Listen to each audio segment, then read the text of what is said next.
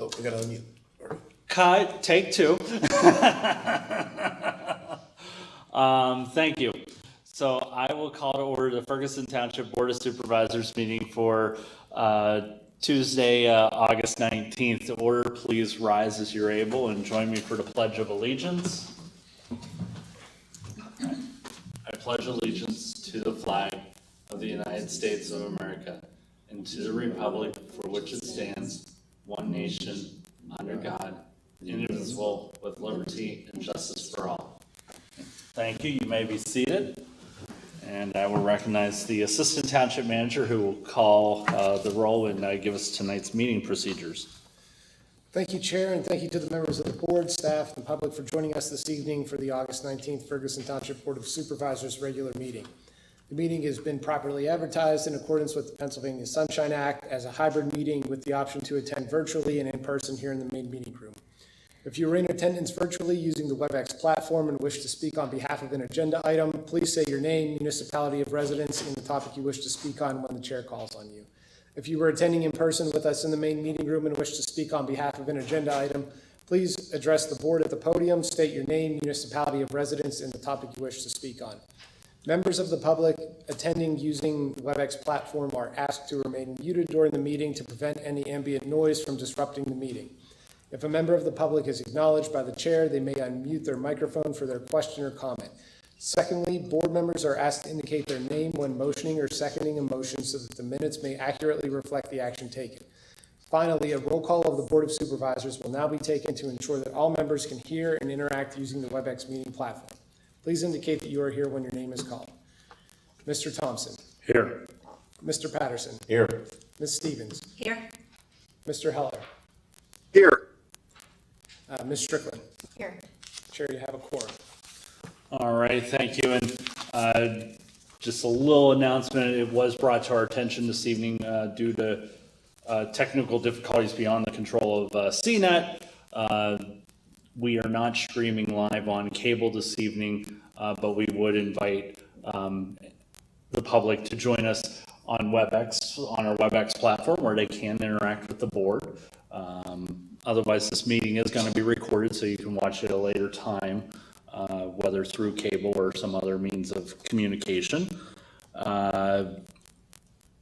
With that said, we'll move on to announcements and proclamations. This evening, we have a proclamation recognizing September as Center County Suicide Prevention Month and September 10th as Center County Suicide Awareness and Prevention Day. Attached in the agenda packet is a resolution.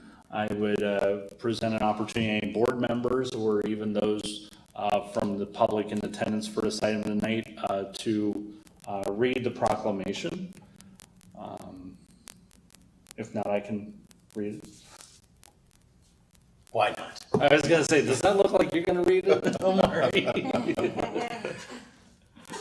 This is a proclamation of Ferguson Township, Center County, Pennsylvania, designating the month of September 2025 as Ferguson Township Suicide Awareness and Prevention Month, and designating September 10th, 2025 as Ferguson Township Suicide Awareness and Prevention Day. Whereas suicide is a public health concern, and whereas statistically speaking in the state of Pennsylvania, one person dies by suicide nearly every 5 hours, making it the third leading cause of death for ages 15 to 24, the second leading cause for ages 25 to 34, and the fourth leading cause of death for ages 35 to 54, CDC 2021. And whereas over 5.4 million people in the United States have lost a loved one to suicide, CDC 2019, and each member of our community is valued and irreplaceable. And whereas talking openly about stress and psychological health builds trust, reduces barriers to care, and enables early intervention. And whereas though we recognize there is no single cause or single solution to suicide, we know that access to support and treatment can save lives. And whereas local and statewide suicide prevention efforts should be developed and encouraged to the maximum extent possible. And whereas most suicides are preventable, by learning the signs and symptoms and limiting access to means, we can work together to help prevent suicide. Now, therefore, be it proclaimed, Ferguson Township is hereby recognized September 2025 as Suicide Awareness and Prevention Month, and September 10th, 2025 as Suicide Awareness and Prevention Day in Center County. All right. Do we have a motion to, With that, so moved. all This right. is Patty, I'll second. Got a motion by Mr. Patterson, second by Ms. Stevens. Any board discussion? No, other than maybe for the month too, we could put the resolution on our website and a link with the phone number to any help that people need for suicide prevention. Would be Yeah. great. do have someone involved. And we do have some members of the public in attendance tonight. We'll recognize Marie, Marissa. or Marissa. I'm so sorry. That's okay. That's okay. No, thank you so much for proclaiming the month of September as Suicide Prevention Month and September 10th as Suicide Prevention Day. My name is Marissa Visiri. I'm president and founder of the Jana Marie Foundation and chair of the Center County Suicide Prevention Task Force, as well as a resident of Ferguson Township. And so I appreciate the opportunity to speak on this. So September is Suicide Prevention Month, an important time to pause, reflect, and remind ourselves of the role each of us can play in supporting mental health and well-being. It is a month dedicated to breaking down the stigma that too often surrounds these conversations and to using our collective voice to bring hope and healing to those who may be struggling. Across the country and here in our own community, far too many families have been touched by the tragedy of suicide. Behind every statistic is a son, a daughter, a neighbor, a colleague, or a friend. For those who have lost a loved one, the grief never fully goes away. And for those who are struggling, the need for compassion and connection is profound. Suicide Prevention Month reminds us that none of us are alone, and that together we can build resilience and offer hope. As part of this month of remembrance and action, Jana Marie Foundation invites you to join us for an evening of hope, healing, and remembrance on Wednesday, September 10th at 5:30 p.m. at the Bollesburg Fire Hall. This special gathering brings together individuals and families from across Center County to honor loved ones lost, to share stories of healing, and to strengthen the bonds of our community. It's a meaningful reminder that even in times of sorrow, there is power in coming together. In addition, we encourage residents to take advantage of educational opportunities offered throughout the month, such as QPR or Question, Persuade, Refer, suicide prevention training, and CALM, or counseling on the access to lethal means. These no-cost courses are designed to equip everyday individuals with the skills to recognize warning signs, engage in supportive conversations, and connect people to the help they need. They are practical, evidence-based, and most importantly, they save lives. Lastly, the Center County Suicide Prevention Task Force invites you to join us for the Suicide Prevention Rally on Tuesday, September 2nd at the Bellefonte Courthouse stairs from 12 p.m. till 12:30 p.m. Suicide Prevention Month is not only about awareness, it is about action.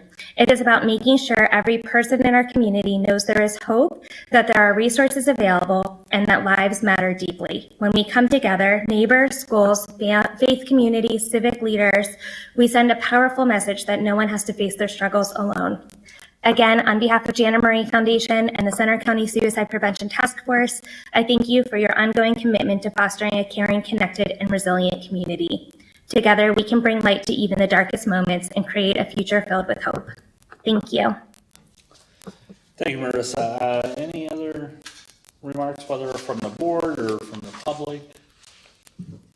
Just thanks for bringing this again, putting it on our agenda again, and thanks to Marissa for coming again. I think you've always been present at this presentation. I just really appreciate all the hard work you and the Jana Marie Foundation do in the community. It's noticed and appreciated, and please continue. Yeah. I love the signs. There's throughout the town, you'll see a "You Matter," "You Belong," That's Jana Maria. Thank you. Absolutely, and I would put in a plug as we head into the fall season and back to school and the holidays, just a reminder for everyone to watch out for one another, and if something doesn't feel right, there are resources out there to, just pick up the phone or send, where you can, just talk to somebody, so,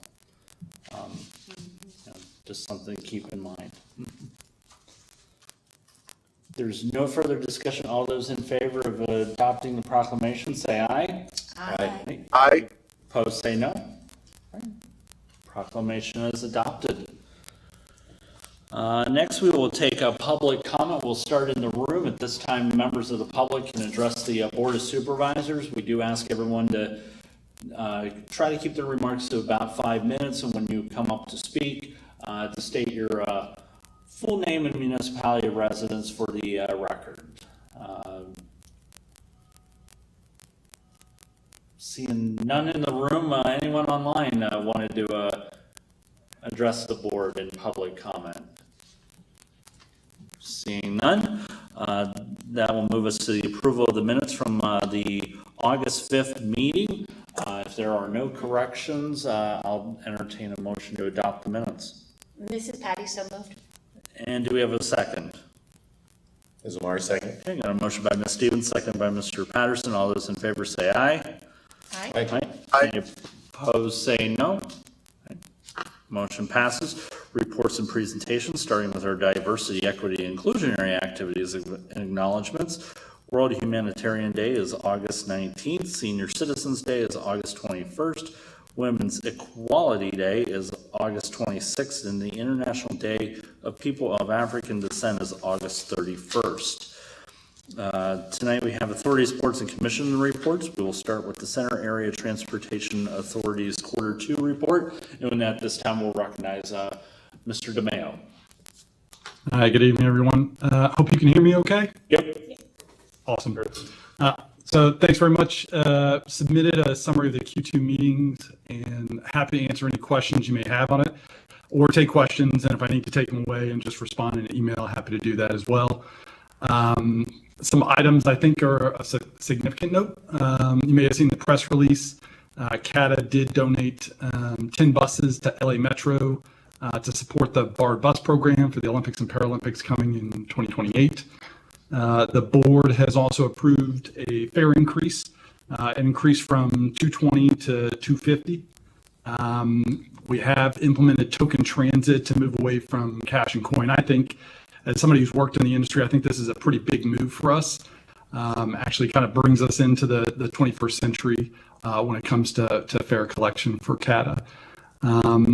Also, after a very good and detailed process between the board and staff, we did approve our budget for this current fiscal year. And then finally, probably the best news, we were fortunate enough to meet, interview, and hire Todd Horsley as our new CEO as David Rochelle transitions out over the next 9-10 months. Todd started a few weeks ago, and I believe that there will be a planned introduction to the board in, I'm told, in September or October. So that's a great opportunity for CATA. Really enjoyed interviewing Todd, and I think he's going to bring some really good ideas. And his background in grant funding, I think, really will help us as we see things like what's happened in Philly with SEPTA or what's happening in Pittsburgh with their transit system in terms of funding and service cuts. So really, really happy about that. With that, I'm happy to take any questions you have and answer them if I can. Any questions? No, just a comment. I actually downloaded the Token Transit app or Transit Token. I can't remember which one it is. It's amazing. I still have to get rid of all my tokens though, but I love it. I'm so grateful that they finally did that. It's so much easier. Absolutely, and fantastic to hear that as well. I've got a bowl full of tokens myself. I've got to find something to do with. I'm sure I can donate them. Actually, I mentioned that at one of the board meetings. If you do have tokens and you want to donate them, I think you can donate them to Out of the Cold for use by them. great. That's great. All right. Well, thank you very much. Oh, I'm sorry, I do have one question, Rob, the state budget. I think there's a lot of, I don't know, is there anything that, the leadership there at CATA has kind of brought to bear on, kind of contingency for a state budget not passing in time, or, how are we looking there? Yeah, that's something I'm going to get a little bit out of my lane if I start talking too much about that. David and Todd are definitely the experts in that. I do know that, when we've talked about a fiscal cliff in the future or challenges with CATA and funding, with state funding, I know based on some of the great work that staff have done there, we've pushed out that fiscal cliff with the state funding that we have. But I am happy to get some feedback and share that with the board if that's something you'd like me to do. It's a board that has to, maybe come to a consensus on what we'd like to know, but I think that regularly is on my mind with these kind of federal and state unknowns. What does that mean for CATA and the Ferguson Township contribution for local match? That's absolutely top of mind, and it impacts our budget come September. So would be very helpful to know that. Absolutely. I'll try to make that a point of my next report out for you. But when you say it's top of mind for you, I know it's top of mind for the board as well in terms of funding and the long-term viability of CATA. And I think some of the things that we've done when it comes to when we hired Todd in one instance, or fare changes, or even some of the other opportunities we've had with advertising on buses to generate revenue to offset costs. I think we absolutely consistently have our budget in mind, but I'll make that a point of my next report out to maybe share some insight that I get from more of the experts on that. Very good. And one other thing, it was a couple of years ago, I kind of tossed it out there to CATA about, having some intersection with the school system and the fact that they have a whole bus fleet, and, finding some ways that CATA kind of is a part of that, right? New York City, kids do not take a school bus, right? They get on public transportation to get to school. And so why can't the students that are close to a bus stop here in town jump on the CATA? Like, my kid could, certainly, but there's some sort of thing that's here preventing that. And just maybe, has anybody explored that? And if not, maybe a thing to think about bringing back up at a board level.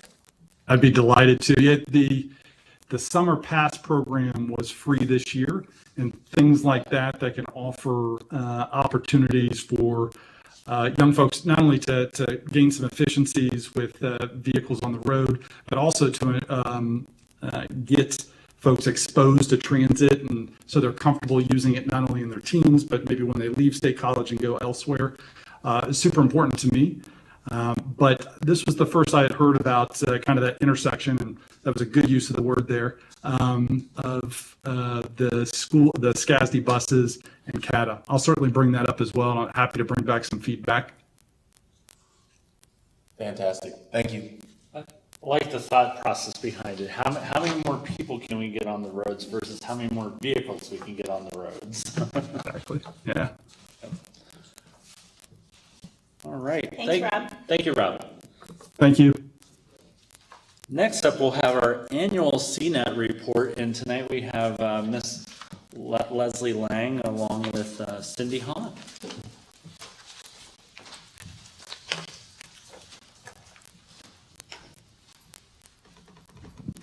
Good evening, everybody. I'm Leslie Lang, your Ferguson Township representative for CNET, and tonight, Cindy, our wonderful CNET Executive Director, also joins me for this update. If you're loading slides, I don't know if you're going to put up slides for us or not. I'm attempting to load it, yeah.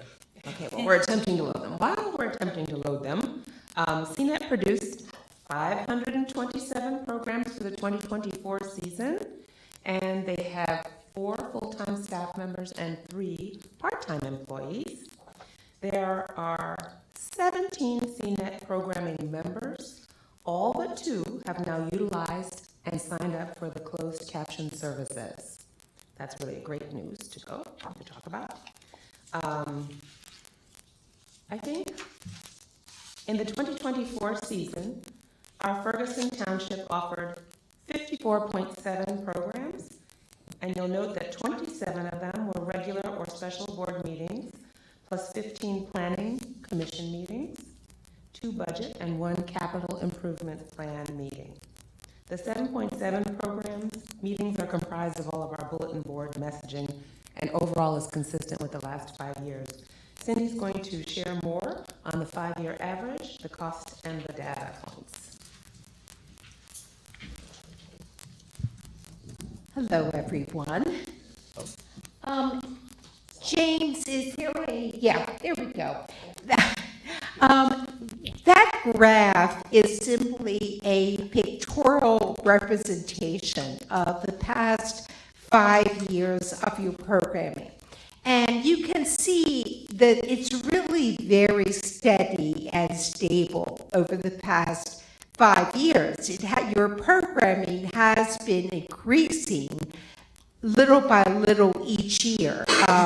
You've been adding the coverage of budget meetings, CPI meetings, and so little by little it is going up, but it's not having a tremendous impact upon your member dues. Next.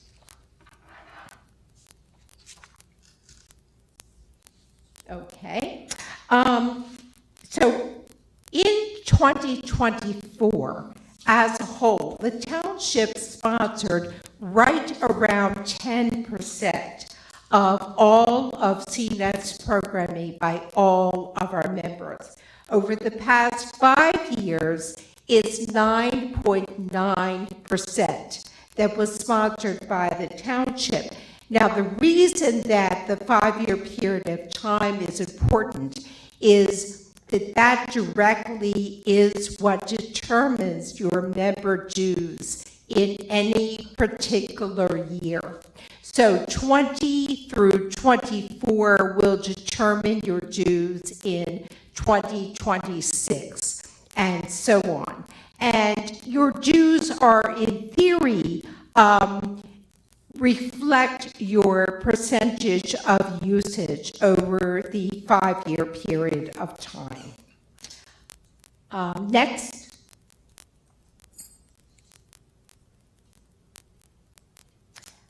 So these are just some online viewing numbers for you.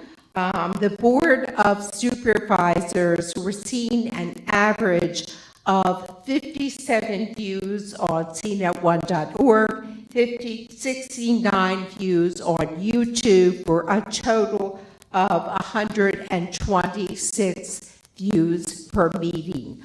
The Planning Commission, which is not on YouTube, is seeing an average of about 41 views per meeting. I do want to just remind you that Comcast considers viewing data to be proprietary, so I cannot ever tell you the number of views on cable.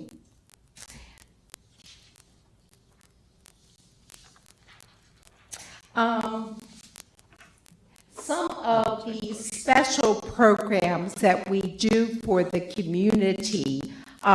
In 2024, we covered McCourtney Institute for Democracy lectures, some healthy aging lectures through the Penn State Center for Healthy Aging, Central County Board of Elections meetings. Next.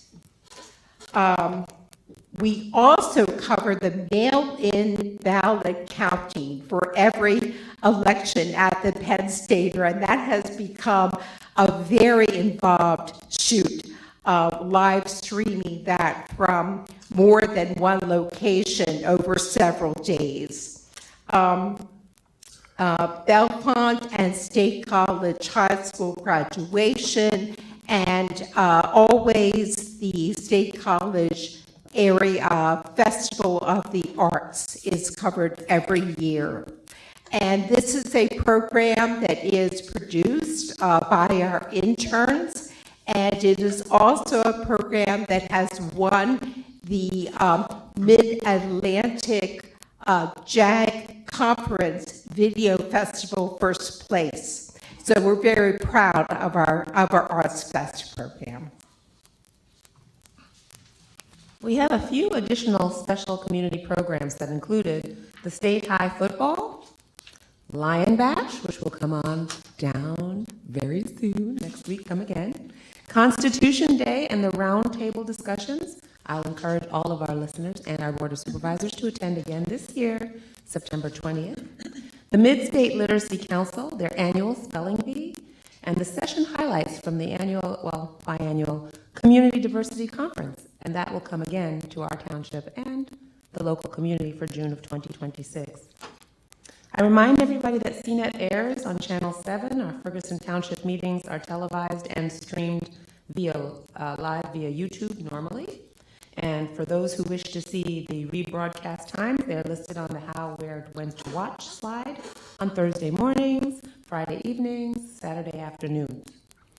Online at cnet1.org, folks can tune in on demand for nearly up to 24 months, and they get to enjoy using the chapter feature or the clickable agenda items with all the captions. And that's really very advantageous if you've ever had to search back one of your meetings that you wanted to hear a public comment or find out if you voted for it. So I encourage usage of that. Cindy's going to close with a few of our successful candidate interviews and some additional information on increasing viewership. So I did just want to take the opportunity to give a little plug for the candidate interviews. It's 'tis the season. So we sent invitations for the interviews to all of the federal, state, and local candidates on the ballot. We do use local journalists to conduct the interviews.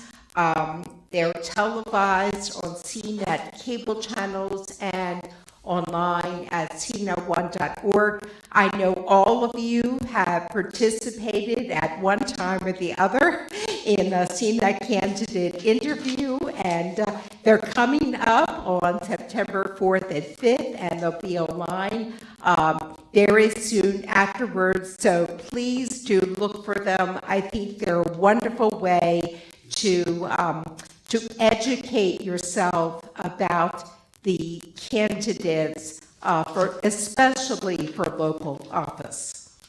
And I do just want to say thank you for your support over the years. Thank you for making Leslie your representative to the CNET board. And we'll be happy to take any questions at this point. Any questions? Yes, Mr. Patterson. Single question, it was the views, the average views. I saw that we were higher, there was us and the planning commission. What I didn't understand was that a total per month, per meeting, or across that entire time, number of views per meeting? Yeah, it's number of views per meeting across the entire time. Now, the truth of the matter is, for most meetings, most views are in the 2-week period of time. Mm-hmm. So the 2-week number per meeting is almost identical to what it will be for months. So, the viewership tends to happen within 2 weeks. So if I were to divide that, so across a 6-month period, and we've had 12 meetings, then that, and let's round it to 10, but 50 views divided by 10 meetings is 5 views per meeting, roughly, across that 6-month time period. I'm not sure I understand.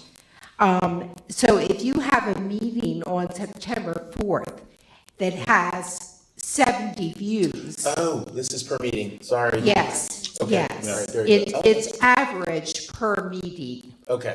And that's a very good number. And there are different numbers for cnet1.org and then for the YouTube. And, although tonight the Comcast capability is not available, you are streaming live on YouTube tonight. So, Yeah. We've never had 50 people in this room, or it's been a while. Been a while, yeah. Are watching on YouTube at home, Yeah, no, that's good. on So- demand, No, that's reading great. those clickable chapters. Right. Awesome. So the accessibility of this meeting is really good. Okay, thank you. That's helpful. Thank you. you're welcome. I just want to say thank you. You guys are a tremendous community asset and service, and it's great. So you said thank you to us, and we should be thanking you. Well, I appreciate that. And I should say that, we are a small but mighty organization with only 4 full-time employees and an additional 3 part-time. So it's a very small and nimble staff. So, And Cindy does a dynamic job running those meetings that make you want to come back, and she's really efficient. thank you. Yep. Thank you for Thank you. coming in. All right, next will be our COG and Regional Committee reports. Pull this up here. We did have the executive committee met today. Our agenda wasn't on there, but we did discuss about the Patton Station, fire station roof. There's an HVAC replacement going on there right now, and best to get we want to see the roof repair get to the finish line. It's kind of been one of those things that keeps getting kicked down the road, and just ongoing water damage from not addressing it for more long-term there, so. Did talk about code vehicles. It seems like with recent legislation in Washington, just other factors, trying to push up getting some of the infrastructure in place to accommodate more electric vehicles and take advantage of some funding and credits before they go away. I think at one point they were looking at 7 chargers over at the COG building, but now looking at going down to 5 to stay within a sustainable price point there. So, any questions on executive committee? Otherwise, got general forum next week, so you'll know more, you'll learn more. Human Resources Committee, we met and we're looking over the ERC and wellness budgets. I'm very, one thing I think is going to be well welcomed by COG staff is they're looking at a dental vision plan. We looked at a dental vision plan review. The current process is like a reimbursement process, and there's been a lot of feedback on just, I guess, points of frustration and hassle, and also manual process, because I guess an employee has to turn it into another employee within COG that then, sends it out for reimbursement. So this nicely just streamlines it. So more to come on that. I have a really silly question. Okay. And it's, what is the function of the HR committee? And is it really necessary for electeds to sit on a committee when there's an HR manager managing HR? We don't discuss HR stuff here. Why do we just discuss it for COG? Just curious. I think there is some questions being raised about that right now.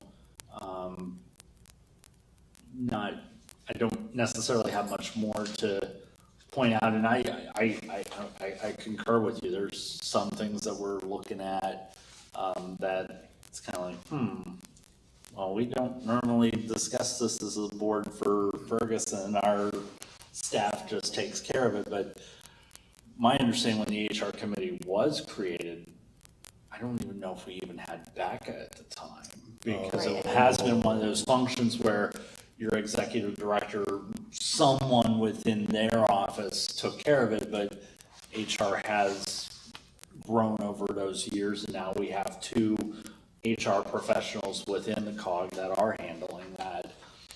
I think a lot of the stuff that is coming through the HR committee, though, is stuff that is going to involve budget and just kind of, it helps to kind of get the why out there. So when you're seeing, okay, $5,000 for a time and attendance module to track time, just kind of understanding where the current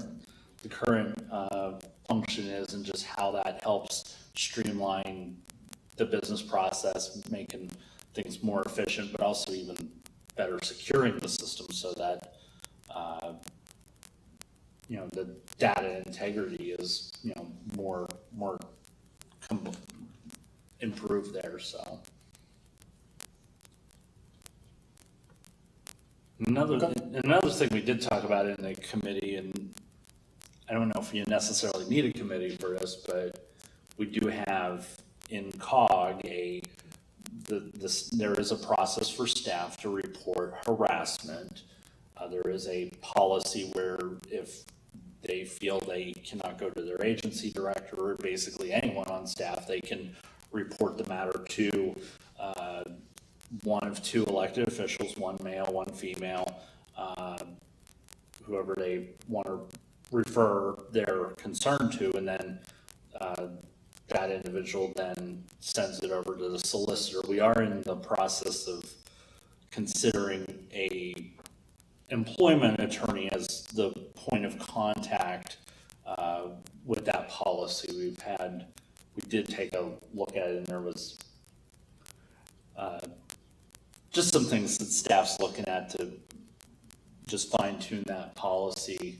I know we've had it, even here in Ferguson, we've kind of learned over the years, while your regular municipal solicitor does do a very good job, there are certain nuances in the workplace, such as employment, that it is better to have somebody that has more focus and experience within a particular piece of law, such as employment. So, yeah.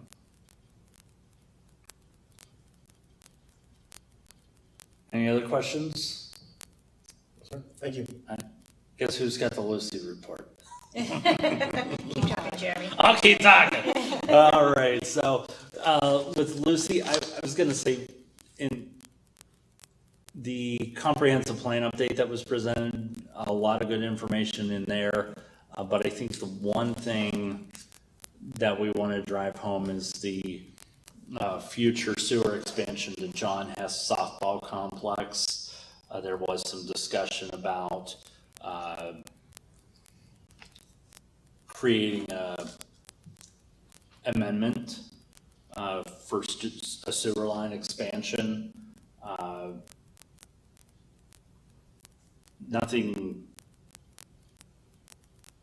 Nothing firm at this time, but just looking for just feedback from the municipal boards going into general forum. Do we want to go through an amendment process that would allow us an exception to expand public sewer to John Hess? I know I did receive a public comment that I think was kind of leaning towards why not just go through a special study, which is currently really the only process allowable under what we got going on now to get sewer over there. But I know for Harris Township, and I imagine even other municipal boards, there is a heavy priority of getting sewer service out there. And we've seen really the most effective way to get at least long-term sewer service out there is through public sewer, as a lot of options are either cost prohibitive or even can only be used as short-term solutions, so. I was gonna say, we don't have to like hash this out all tonight. I can follow up and even present some thoughts at our next meeting.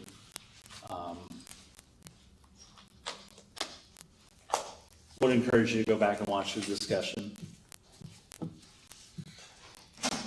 Yeah, at what point do we need to have this discussion here and kind of have maybe a consensus around our position as a board? Or is this kind of, it needs to go through the committee structure and COG before there's a... Needs to go through the committee structure, but basically they want everyone to be aware of what's being proposed and to just kind of basically not be hashing it out at the last minute.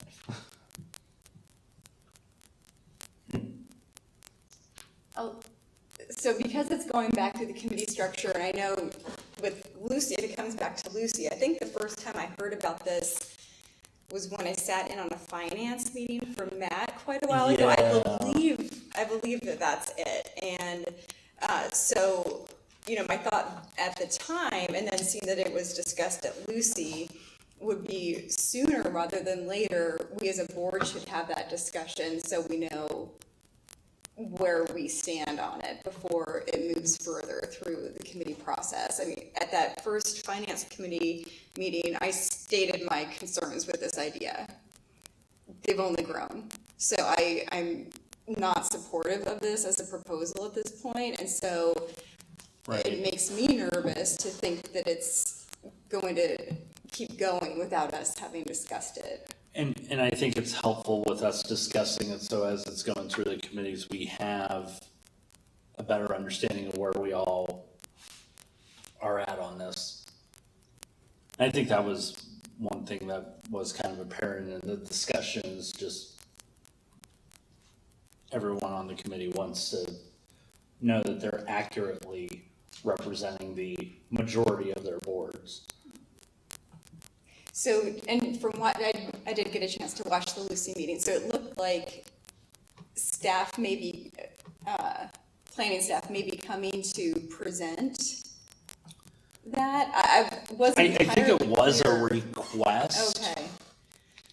Or at least it was an inquiry.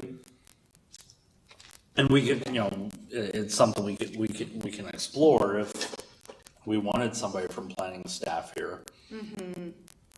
It's just gonna be, you know, dependent upon availability and schedules. Yeah, I mean, like I said, I think, you know, we can discuss it now. If folks want, I don't know how familiar everybody is with it, or we can bring it back as an agenda item, but I think we do need to discuss it because, you know, this is very significant. And I think, you know, I have very many concerns about even the kind of the origination of the idea. So I'm, as I said, I'm not in favor of this as an exception. And so I think even just talking about the idea of this and this particular proposal, I think we've just got to get, kind of set aside some time for it as a board so that we're. Yeah. I think we should probably bring it back later on, it's publicly advertised, because I also received comments. Okay. about Yeah. it. My to your point, and I think it's appropriate. I mean, it could be an agenda item or not. I mean, this the Lucy report kind of, or at least update. I don't know that there's a actionable thing that needs to go through the agenda process, though. It's more of like, how are we feeling, board? I'm hearing it, and so I'm good. Like there's a lot of concerns here. I think that everybody has, so I think that's Right. helpful at least in the future committee meetings and going in a general forum here in a Right. couple of weeks. So I think that's been helpful to me. I think that's a Yes. good point. Prior to us getting our own discussion, if something comes up at general forum or in our next committee meetings, if we have to talk about it before we get back here to discuss it. But I think if the chair is hearing that we want to have a separate agenda item, I think that'd be, it'd be helpful to me, and I think to all of us as we go to our committee meetings. Yeah, I'll follow up with Jenna, just, getting a link to the last meeting and, just the information from some more information, because I think the agenda, on our agenda, it really only lists the cover pages of the agenda packet, but there is some specific documents that you can take a look at. And try to at least get something out so you at least have the materials, and then circle back around, because it was my understanding from Lucy there would be some more opportunities, so maybe within the next meeting or two. I'm trying to think, or at least try to get it in before the next Lucy for you. So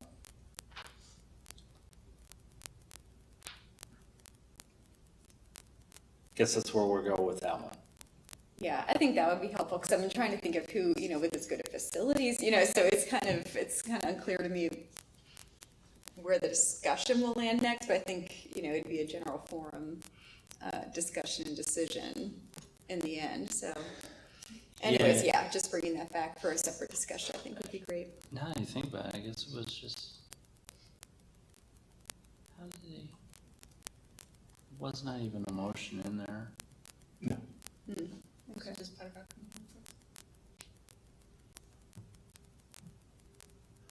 But yeah.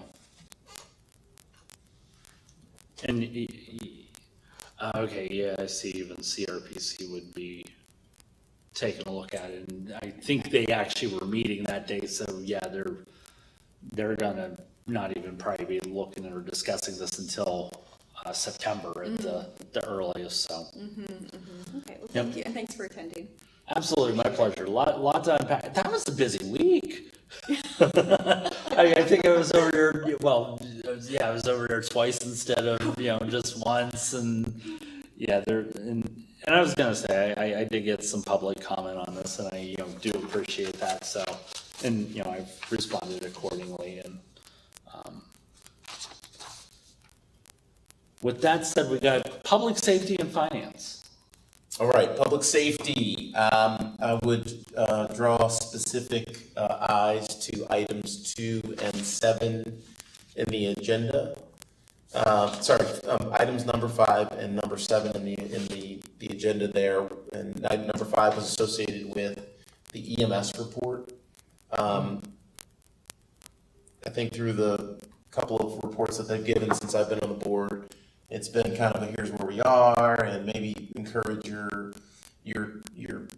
township residents to, buy some cookies and enroll in this thing, kind of the fundraiser side of things. This time they had a clear ask for COG, perhaps through the municipalities or either the municipalities or through COG. It is my belief that emergency medical services are essential public service, and so I believe that we should fund EMS, period, full stop. Yeah. There's certain things, it's a public safety thing, and so they have an ask for kind of to fill the gap over the next few years. This, I think the 150K would fund like a half a truck.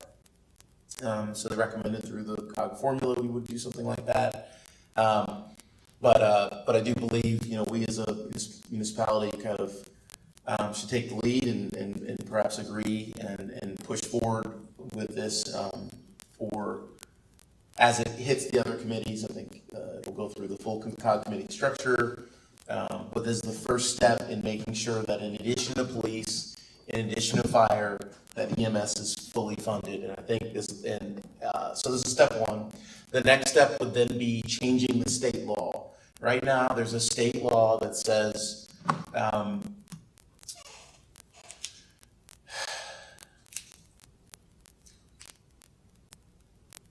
you can only bill insurance if you transport. Okay. That is insane to me. That somebody calls to receive some help, like whatever, they passed out or something. Fire truck at $500 an hour rides out there because that's how much it costs for the truck to run per hour, some number.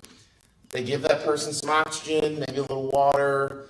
Okay, I'm feeling good. They're better, and then they're like, you're good, and then they leave, and so they can't bill insurance unless they actually transport somebody, and when somebody needs help, they're there, and so that's the other second thing that I think we should help in advocating for is kind of having some sort of letter, and it's going to go through COG committee, same committee, general forum to encourage COG to write one letter, and then municipalities to write another letter as well, asking our state representatives to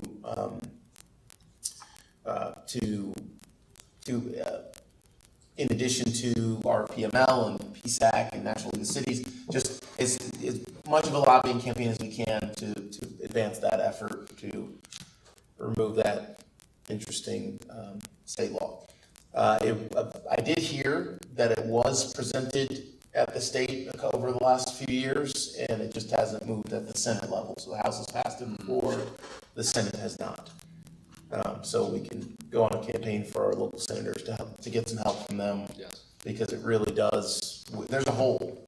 Not only can it not bill for outside of transport, but they're also getting less and less funds through some of the, so I'm talking way too much, but that is my update from a number 5, this EMS update. Really need some help there. And then item 7 on the agenda was related to the vehicles. I think you mentioned that earlier, Jeremy, and I think I saw it in Matt's report. So they're making the rounds to purchase these electric vehicles, and we made the motion as written to move forward with utilizing those grant funds to purchase the EVs. That's my report.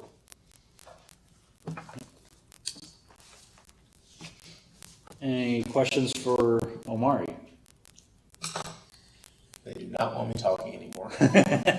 I was gonna say, you do bring up a good point, because a lot of times it does sound like there is a lot of times where an ambulance goes out to a call and then it's just a patient refusing transport, but that, still somebody, there is time and resources being used there, so.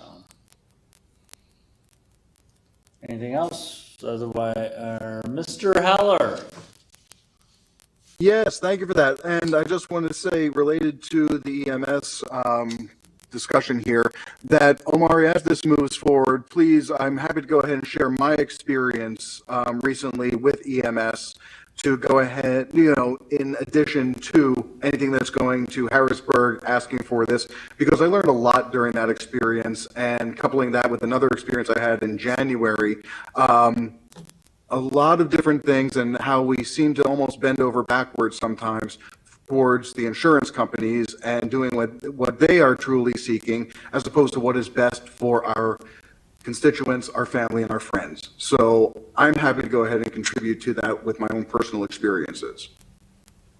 Thank you, sir. Thank you. Yeah. If not, we can go to the finance committee.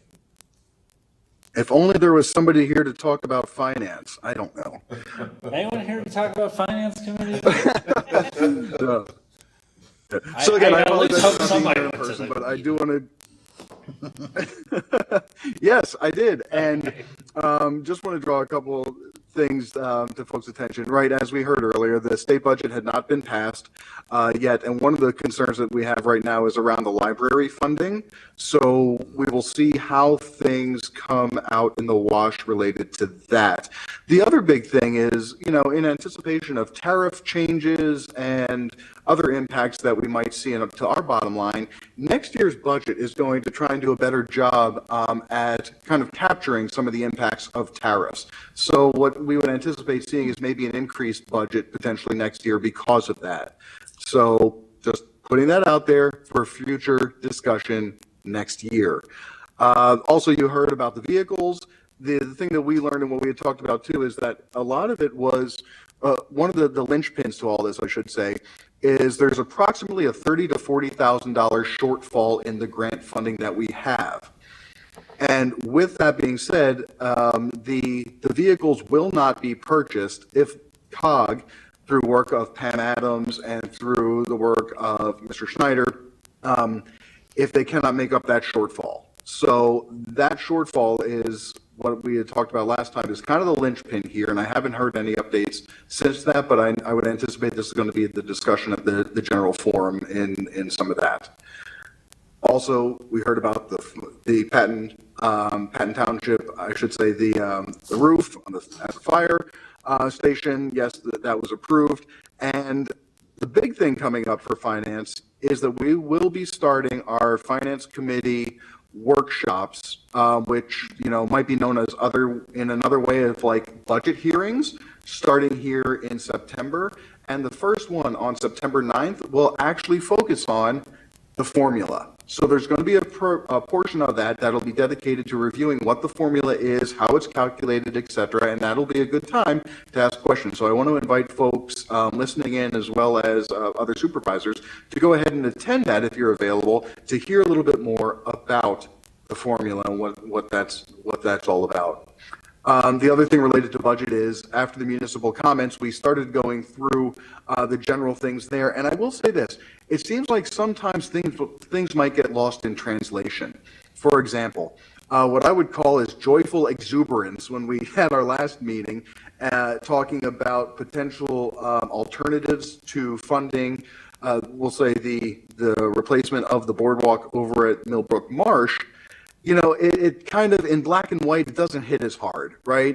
We talk about alternatives, but what are those alternatives? So I anticipate, and what I'll be doing at these finance workshops is really kind of doubling down on some of those things that we really want to see, such as explore alternatives with the $50,000 to $100,000 that we talked about. And let's talk about some of those alternatives and why it's important. So again, I saw things kind of getting lost in translation when we translate them to black and white in reports, and now really having to go ahead and bring some of that joyful exuberance, that I'll say, to the meeting the next time or when those discussions come up. And then finally, the last thing are the fund balance. I know we've had on our finance committee agendas fund balance discussions, but we're realizing that there just isn't enough time to really dive into the fund balances. So we are likely going to be having separate workshops, not like the budget hearing type things, but actually just separate finance committee meetings to discuss that at a later point. But again, I wanted to draw attention to that. So that was a lot to digest. Happy to go ahead and answer any questions. Any questions for Matt? None heard. Thank you all very much. he gone. Hey, Matt, my quick question was on that, the charging station. If there's a delta of 30K, is that not something that we should fund? I mean, there's not a lot of opportunities to fund something that's going to save money long term. So if it's an additional 30K to, charge a vehicle that's, $1, 1 cent, whatever the price is, which is less than gas, then it's kind of adding into that payback period of those vehicles. Is that an option that's being explored? I forgot to ask that in the meeting where we talked about this with staff, but are they exploring that in your meeting? No, that was not explored, but it was mentioned that, of course, they're trying to make up the shortfall, and that the discussion would be held at a later date depending on what they, came back with. So, no, it wasn't. And we'll see how the discussion unfolds. We're hopeful that the grant money can be made up, but no, that's where it stands now. Copy that. I think there needs some adding to budget amendment or something. Maybe you can recommend it to the executive committee or something to see if that's an option. I just think it's an opportunity to spend a few bucks to Right. save long-term. If I'm correct, you could propose that on, at the meeting next week. If it's not already on the agenda, we gotta put it up, we gotta get it on there earlier. I don't think it will be, it's just gonna be like we have a Delta. We gotta advertise at least for COG, probably advertise that Delta being on there. I can probably follow up with you tomorrow. I Copy think I will get the draft agenda then, and then we gotta have it done by Thursday at noon. Copy. But, yeah. Thanks, Matt. No problem. Any other questions? I was gonna say I can vouch for Miss Adams. She is searching for funding. My understanding there might be some funding through West Penn Power, but she's waiting for a return call on that. And yeah, I was all over the COG office. I could also say that Kimberly is also working very hard on getting that budget ready. I would encourage everyone to at least tune into those meetings. One thing that was brought up in executive committee today, CNET will be broadcasting those again this year, and I think that was probably why I was so engaged last year, was I was actually able to go back and look through those programs and hear everything. So whatever works best, if you could, even just sit in and listen during the meeting in live time, or, just go back to a recording at a later point. I think that helps us when we're going into general forum collectively. And I'm sure Matt's going to probably need some feedback from us as we continue down the line as well. So just appreciate participation in that.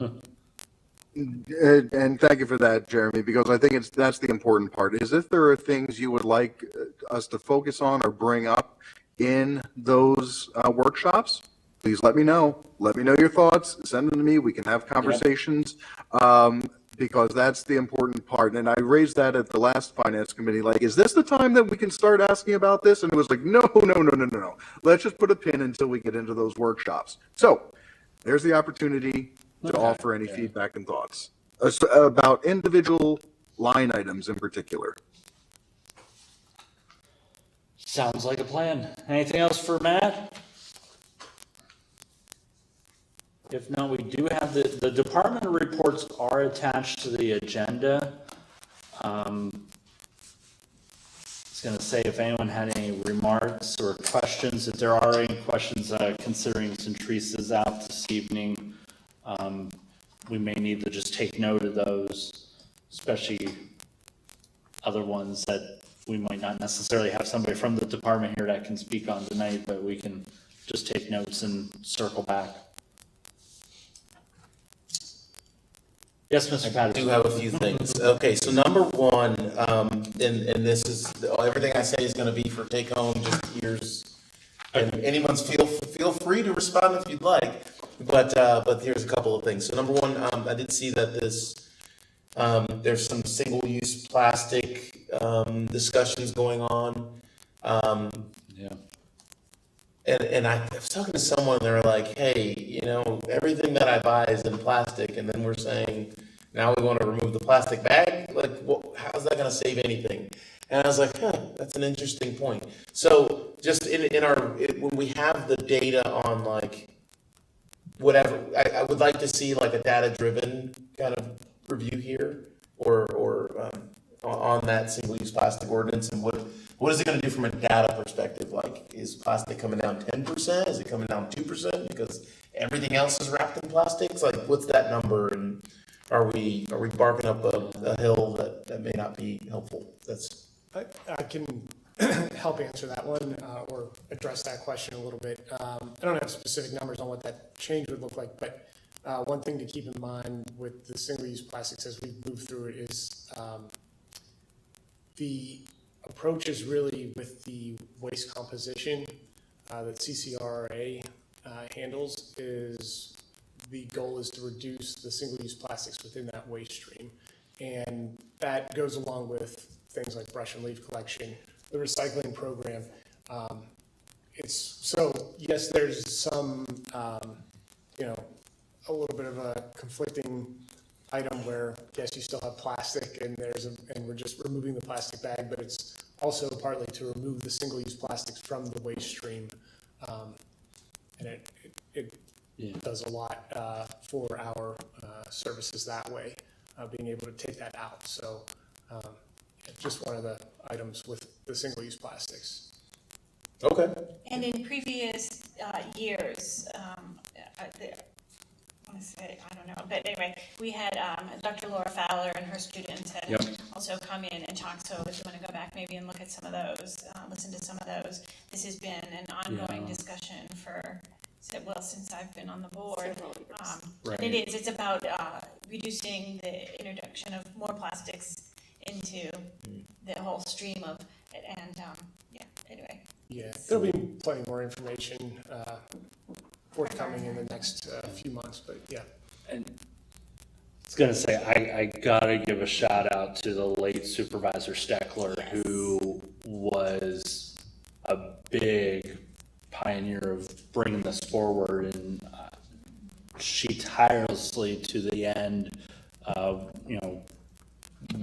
fought for, this, so, definitely, credit to her. I know you were talking about the extra plastics, and one thing that I noticed a few years ago was some of your major retailers, at least for some of their private label brands, they were looking to go either like, whether it be reusable or recyclable packaging, and I have slowly over time seen that. I've had stuff, I've purchased stuff that miraculously used to be in, you would have thought was in plastic, that's actually in a glass jar, and so it's kind of interesting to see how that's evolved. So it does seem like even the private sector somewhat has been cognizant. Of course, I think there has been a lot of advocates, encouraging them to take on more sustainable practices. So, I think through a collective effort, we'll get there. Excellent.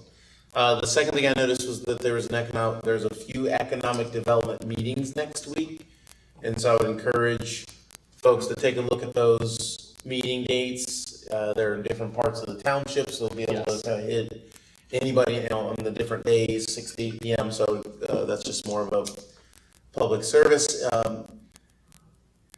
My next one was Public Works. There's something happening there in the agenda. There was a link. There was there's a new website that says, hey, go here if you want to know more about kind of the readiness in the wintertime. So I would encourage everybody to take a look at that website. That was a really good link. Thank you. For planning and zoning, there was a lot there.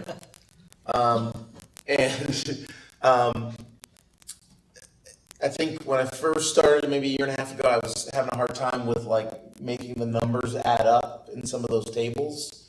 And I think I'm having some problem making the numbers add up again. And so we can talk about it offline. It just wasn't clear kind of the, things open versus closed versus submitted and all the good stuff. But a super awesome plug for the Citizen Request Center portal page. That thing is awesome. The fact that all that information comes from there, so citizens are going on their phones or on their computers, they're going to that Citizen Request Center portal and saying, yep, I got a problem with the tree. It's at this address. Click go, and then the township, I've used it, so I'm gonna say I've gotten really good responses from it. So I'm glad that we are doing data-driven decision-making going forward. Very important. I've seen, and I'll just give an example, in the township, there's certain places that I've seen the same trees sitting on the curb for weeks, and I was like, well, why can't we get to that? And I think we can, if people were to log it and say, hey, we've got a very large density group of trees, and, you're not waiting for Public Works to do it on a Tuesday for a given neighborhood. It's really, there's a lot in this neighborhood, let's just go, versus anywhere else. So data-driven decisions. And then I didn't see see in there, maybe I missed it, but I saw that the draft MS4 was out permit. So looking forward to giving that a more thorough review and getting some alignment there. But Mr. Progar, did you know if there was any, or Ms. Kimberly, were there any like financial numbers put to that permit by chance, or? I'm not sure which item specifically you're referring to, but the MS4 permit was available, the draft version was available for comment. Oh, I see it right here. So the draft permit was available for comment, and so that kind of gets a cursory review before they actually make that public and issue that. It was, as I understand it, it's very much in a draft form and not quite reflective of a place where you could begin applying numbers to that. Oh, it's the same one from Yes. before. Okay, Yes. I thought when I read it, I thought that was like an update, that it was like it's ready for us to now say here's how we meet it versus don't, but it's not there yet. Not yet. Not Okay. yet. Yep. Thank you, sir. Yep. All right, that's all I have. Thank you. Any other remarks? Speaking of planning and zoning, you said there was a lot there, but Miss Kimberly over here has been working very hard this past spring, and I know even you, James, our planning and zoning department's kind of been a department of one, but through the collaboration and hard work of our planning and zoning director, they're working the best they can, and hopefully we'll see some new faces in the department this fall that will continue to carry it forward. So, thank you.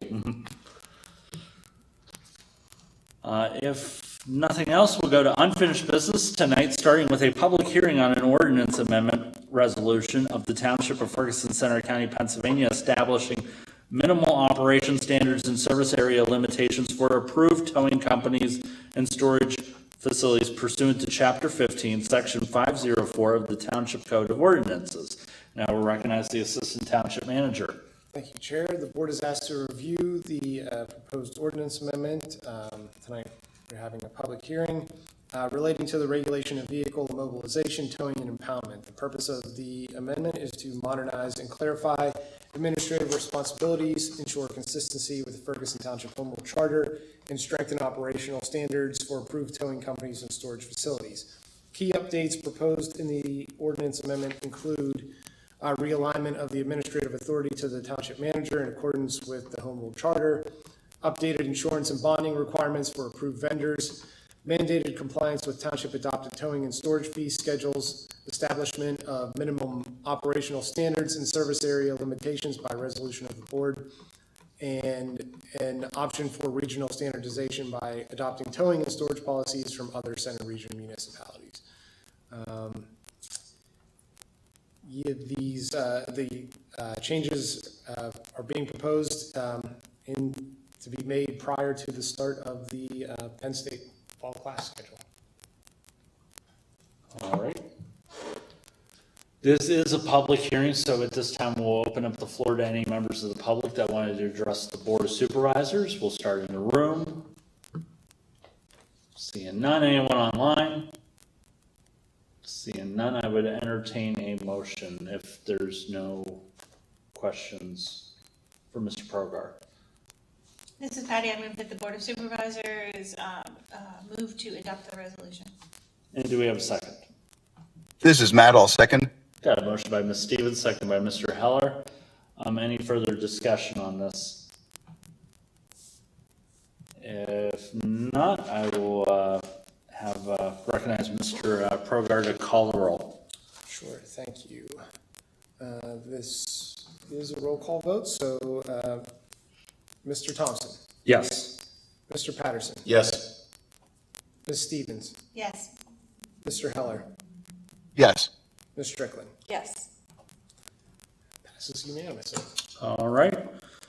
Next up will be new business. Tonight's consent agenda, we have a paving pay application, a TASA pay application, a contract with ESI, a charity ride permit, and approval of funds for an agreement between the township and Weidenhammer. If there's no members of the board of supervisors that want to pull any of those agenda items, I entertain a motion to adopt the consent agenda. Is Omari so moved? This is Patty, I'll Okay, second. got a motion by Mr. Patterson, second by Ms. Stevens. All those in favor say aye. Aye. Aye. Any opposed, say no. Okay. Next will be a discussion on citizens' request for zoning text amendment to permit personal service establishments in the light industrial research and development IRD district. And I will recognize the Assistant Township Manager. Thank you, Chair. On July 7th, 2025, the township received a formal request from Mr. Tom Songer II to amend Chapter 27 zoning to allow personal service establishments as a permitted principal use in the light industry research and development IRD zoning district. The request includes conditions that the establishment be owned and operated by a Pennsylvania licensed professional and that the services be provided by appointment only, prohibiting walk-ins. Currently, personal service establishments defined as businesses offering services related to an individual's hygiene or appearance, such as salons, spas, massage therapy, are not permitted in the IRD district. The applicant asserts that the proposed change aligns with other permitted IRD uses, such as medical and dental offices, would limit traffic through its appointment-only model, and would serve nearby residential neighborhoods and business parks. Planning and zoning staff have reviewed the request and note that while amendments outside a comprehensive update are generally discouraged, the proposal appears compatible with the existing IRD uses and supportive of surrounding employees and residents. Staff recommends creating a specific definition for personal service establishments in the IRD district, with the proposed licensing and appointment restrictions and listing the use under area and bulk category 3, other uses as a permitted use. The proposal does not appear to conflict with the current comprehensive plan. Under the PA Municipalities Planning Code, if the board wishes to advance the request, the amendment must be referred to Planning Commission and the Center County Planning Office for review, followed by a public hearing and board action within 90 days of the final hearing. The board is asked to determine whether to forward the applicant's request for a formal review and comment or to decline advancing the amendment at this time. All right. Any feedback from the board? I'm ready to make a motion. Go If ahead. there isn't any other, okay. I move to advance this to the planning commission. Do we? Got a motion by Mr. Patterson, second by Ms. Strickland. Any further discussion on this? Yeah, I Yes, guess this I'll, is Matt. go ahead. Oh, no, please, go. I'll wait. Nope, I've been talking all day. You're up, sir. Negative, the hand is up. I will wait.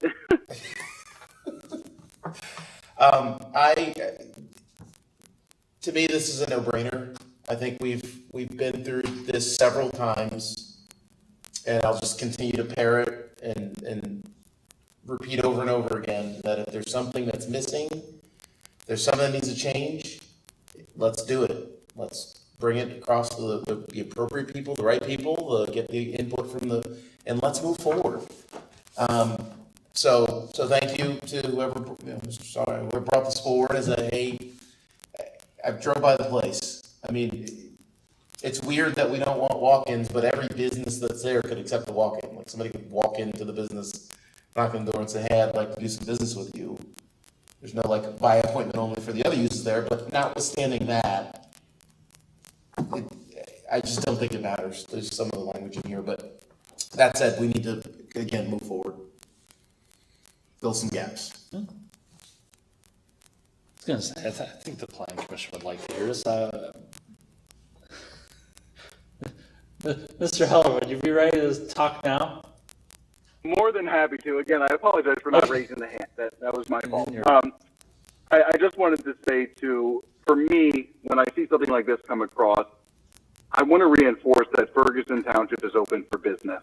And when I see something like this, I say, wait a second, it's not impacting noise or anything outside of the building. It's not impacting parking. It's not impacting anything outside outside of the four walls of the building, well, guess what? It should be allowed. That's my litmus test right there. And I just wanted not only the other supervisors to hear that, but also those that might be tuning in, to this, because again, if it's not impacting lighting, not impacting noise, not impacting parking, everything's already set up, it should be permitted. So thank you for allowing me the time to say that. Ms. Strickland. Yeah, I'll just agree with the comments that have already been said. And I think on the appointment part of that, I think, to start out a little bit more stringent makes sense, and then to come back and loosen things up that's worked before and other things. I'd even bring up food trucks as an example. When we first permitted them, we said take a tighter rein and loosen it up as you see how it works. So I don't totally disagree. Something like this wouldn't have the kind of walk-in traffic that some other businesses would have. And I'll just say, too, as far as uses that are allowed and permitted by right or conditional uses and so forth, I think going through the zoning rewrite process, we would acknowledge periodically that you cannot allow for every use precisely. You cannot know every use that will ever come before you or be desired in a particular zoning district. And so that's why that process is always there for somebody to say, this isn't spelled out as allowed, and I want to do it here, and it comes before the board to determine. So I think that's that process in action here, and it makes sense to me. So, so it wasn't lost on the Planning Commission at the time that things like this would come before the board. Yeah, I was gonna say, I look forward to hearing, what kind of collaboration we'll have with the Planning Commission on that, so. Any other comments? If not, all those in favor of referring this to the Planning Commission, say aye. Aye. Aye. Any opposed, say no. Okay. Motion passes.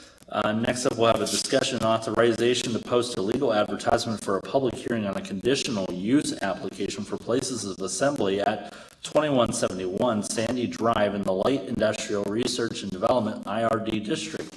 We will recognize the Planning and Zoning Director. Thank you, Chair. The township received a conditional use application for the property at 2171 Sandy Drive for a place of assembly. This is permitted in the Light Industrial Research and Development District.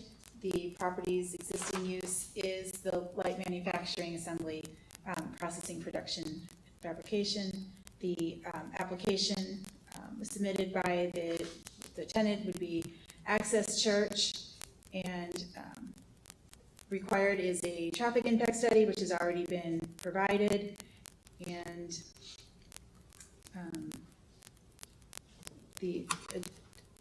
there are no proposed changes to the exterior at this time in terms of additional construction or additional parking. That's from the original approved plan, and they do have a number of agreements that are already in place that would be executed should the conditional use be approved for the parking. The parking study does include the number of the additional spaces up to 200 that would be provided. So in other words, a lot of the background work has already been done. We had a text amendment last year that opened up this type of use in this particular zoning district. And so if this is approved, this would go to the Planning Commission at the regular meeting on August 25th, and then the public hearing would be September 2nd back at the Board of Supervisors. All right, any questions for the Planning and Zoning Director?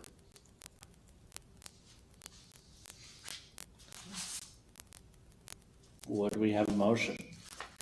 I move to authorize advertisement of a public hearing to occur on September 2nd, and also refer this conditional use application to the Planning Commission for review at their regular meeting on August 25th.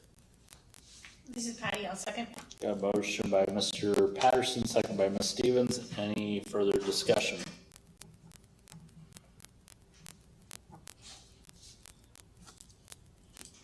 All right. Yes, I will take a public comment. I believe we have the applicant here this evening. I appreciate you taking a public comment. I wasn't sure. Pastor Zach. I'm Zach, I'm the pastor at the church. So I appreciate you taking just a public comment. One of our next steps, as you know, this has been a year and a half in the works. And so I really appreciate you all reviewing the text amendment. My assumption is that you don't want churches moving into the township, acquiring a piece of property, putting a huge parking lot that's used for Sunday mornings. This property is something that we have worked years on, and it's property that's been on the market for quite some time because over 50% of it is light industrial, and there really just isn't a demand for that right now in Ferguson Township. We felt like this would be a great change of use property. That being said, everything has kind of worked very smooth, at least from the church side of things. But I do need to meet with a couple people separately related to the Planning Commission, specifically about parking, and that's what I wanted to focus on as far as the public comment. Sandy Drive is not a street where the properties are used Sunday mornings, which is typically when churches meet. There's street parking that's available. There's 100 parking spots on site, which is sufficient for everything that we do during the week except Sunday mornings. We have multiple property owners that are in the notes there that are more than willing to work with us, but we are finding that a strict parking contract with them is becoming a little bit of a hurdle.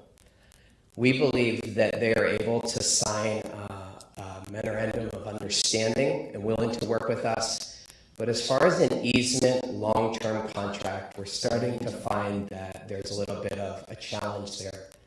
They want to work with us, but to sign an extensive contract right now, it's becoming a little difficult for some of them. Part of that is that our goal is that we need to close on this property in the fall, which means our church would vote several days after the timeline that you all established. But the challenge with the parking is a challenge, and I want to try to see if there's a way we can work together with the Planning Commission on that.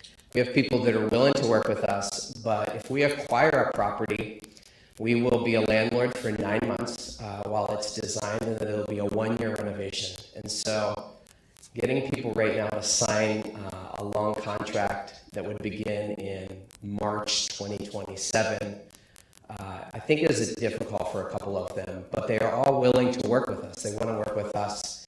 And so they're just asking if I would at least bring that up now and see if there is a way with the Planning Commission we can maybe work together on that, especially because the window of time that we need that parking is Sunday mornings for a very short window of time.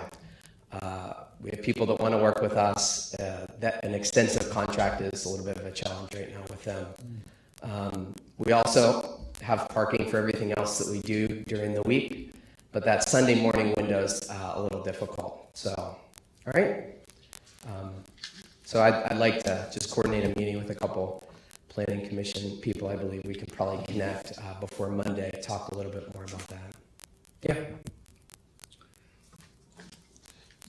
Did you want to say anything, Kim? I was going to say otherwise, if you and the pastor wanted to, well, Weston Trees maybe follow up on this later. That's what I wanted to clarify. By Planning Commission, you mean staff? Staff, yeah, just we met previously. The three of us could get together and connect before Monday, and I can share kind of like a little bit more of the detail. But I did want to bring that up because we're trying really hard to follow the policy that the township has. But a church on a Sunday morning for a very short window, it just doesn't really fit in the you know what I mean? If you kind of get what I'm saying. I think the parking arrangements, the shared parking arrangements that the township puts together is logical. But for a church that needs it for a very short window of time on Sundays, it's pretty intimidating for a landlord that wants to work with us. Mm-hmm. All right? Thank you. Yeah, thanks for taking time to just hear me out. Yeah, thank you for your feedback, and I think this is a good one for our professional staff to follow up on, and address any or at least point which is the best direction to. Perfect. You know, Sounds good. Thank you so, for your yes. time. Thank you. Any other further discussion on this? If not, all those in favor of the motion, say aye. Aye. Aye. Any opposed? Aye. All right. Any communications to the board? As mentioned earlier, I had a communication about the John Hess sewer line. And I also had a resident talk to me about a proposed bike path, the addition of a new bike path that makes absolute sense. And anyway, so I guess that's an official math sort of thing, but Oh, yeah. not sure when we look at that again. It's a great question. Yeah. Anyway, okay. That was it. I had a few things,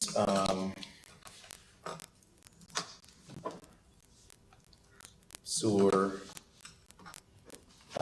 fire station closer to Ferguson or some sort of satellite. There's been some kind of reinvigorated discussions around that.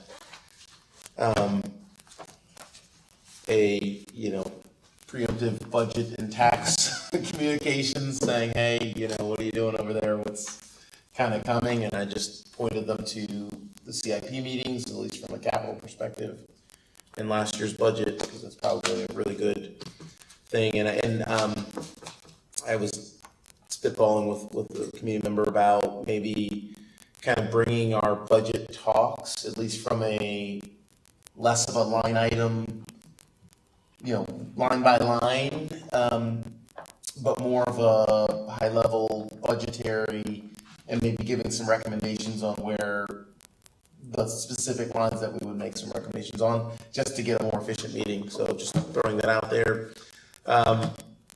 There were some folks that saw that there were some words around having a customer-friendly staff, and I got some good feedback that they've had some very good interactions with staff, and I wanted to just make sure that staff got some other kudos to the work that they've done. And then the data-driven decisions that I've already said, there's some folks that wanted to talk about that. And then Millbrook Marsh, there's some folks that they'd like to see some very clear action from the board on a good solution there that doesn't cost a lot of money. That's all I got. Anyone else? Yeah, I had received a communication about pavement markings, which had a good plug-in for a citizens request portal. Had communications regarding Hess Field. Also had a communication regarding the Regional Recreational Capital Fund, which was very enlightening, and follow up on that later. I did receive a request for a callback from the chairman of the Public Utilities Commission. That is currently being addressed through staff, and also had a couple communications regarding land development plans and just land development plans. So had those, and I heard Kim was doing a very good job working through those. Any other communications?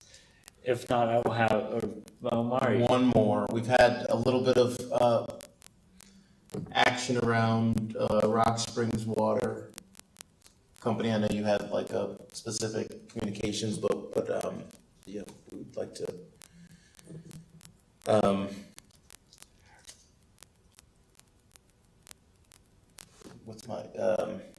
think we need to at some point have a more public discussion around it to the greatest extent possible that we can. That there's it's a legal matter, it's with the PUC, it's with, it's in that sphere.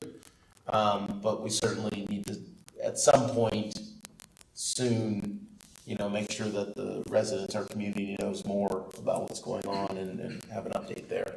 That would be my recommendation. Thank you. Any other communications? I don't want to hold Patty any longer on presenting item number 10. Motion to adjourn. All right, we're adjourned. Have a good evening, folks. Thank you. Thanks, everybody.